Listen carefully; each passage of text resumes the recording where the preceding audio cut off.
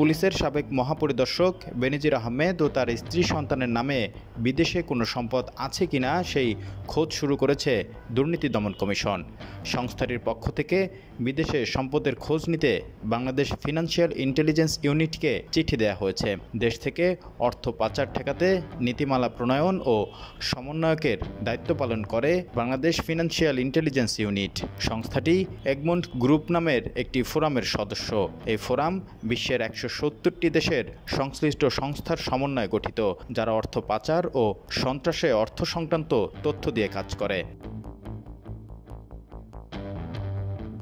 2013 সালে এগমন্ট গ্রুপের সদস্যপদ পায় বিএফআইইউ। সংস্থাটির সূত্র প্রথম আলোকে জানায়, ওই গ্রুপে এক দেশ আরেক দেশের কাছে যদি কোনো ব্যক্তির সম্পদ সম্পর্কে তথ্য চায়, তাহলে বিশেষ প্রক্রিয়ায় তারা সেই তথ্য সরবরাহ করে।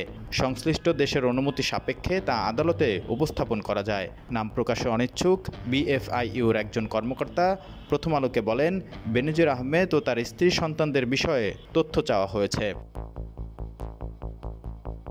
এদিকে বেনজির আহমেদ, তার স্ত্রী ও 3 মেয়েকে জিজ্ঞাসাবাদ করবে দুদক। সূত্র জানায়, আগামী 6 জুন বেনজির আহমেদকে জিজ্ঞাসাবাদের জন্য ডাকা হয়েছে। তার স্ত্রী জিশান মির্জা ও 3 মেয়েকে ডাকা হয়েছে 9 জুন। তাদের জিজ্ঞাসাবাদের জন্য কমিশনের কাছে আবেদন করেছিল সংস্থাটির অনুসন্ধান দল। গতকাল মঙ্গলবার তাদের জিজ্ঞাসাবাদের অনুমতি দেয় কমিশন। পরে বেনজির ও তার স্ত্রী সন্তানদের তলব করা হয়।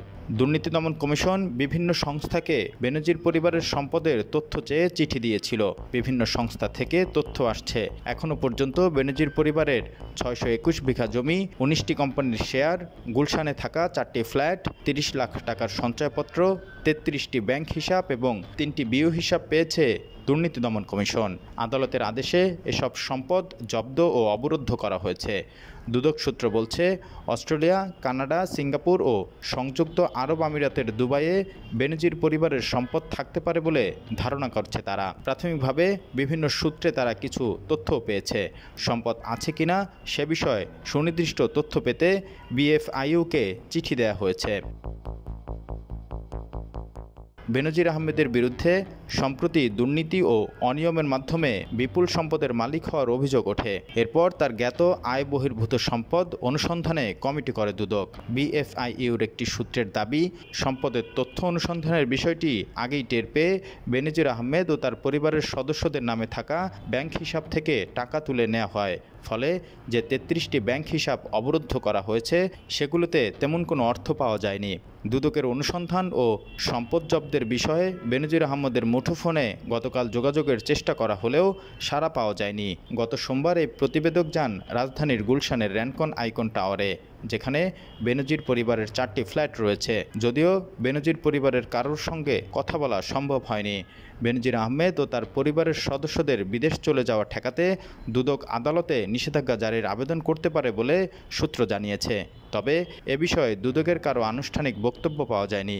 পরে সংস্থাটির আইনজীবী খুরশিদ আলম খানের কাছে জানতে চাইলে তিনি বলেন, যদি অনুসন্ধানকারী দল মনে করে বেনজির ও তার পরিবারের সদস্যদের বিদেশ যাওয়া রোধ করা দরকার, তাহলে আদালতে আবেদন করতে পারে। বেনজির আহমেদ 2020 সালের 15 এপ্রিল থেকে 2022 সালের 30 সেপ্টেম্বর পর্যন্ত আইজিপি ছিলেন। এর আগে তিনি ঢাকা মহানগর পুলিশ, ডিএমপি কমিশনার ও র্যাবের মহাপরিচালক হিসেবেও দায়িত্ব পালন করেন। মানবাধিকার লঙ্ঘনের অভিযোগে 2021 সালের ডিসেম্বরে র্যাব এবং র্যাবের সাবেক ও বর্তমান যে 7 কর্মকর্তার উপর যুক্তরাষ্ট্র নিষেধাজ্ঞা দেয়, তাদের মধ্যে বেনজির আহমেদেরও নাম ছিল। তখনকার সময়ে তিনি আইজিপির দায়িত্বে ছিলেন।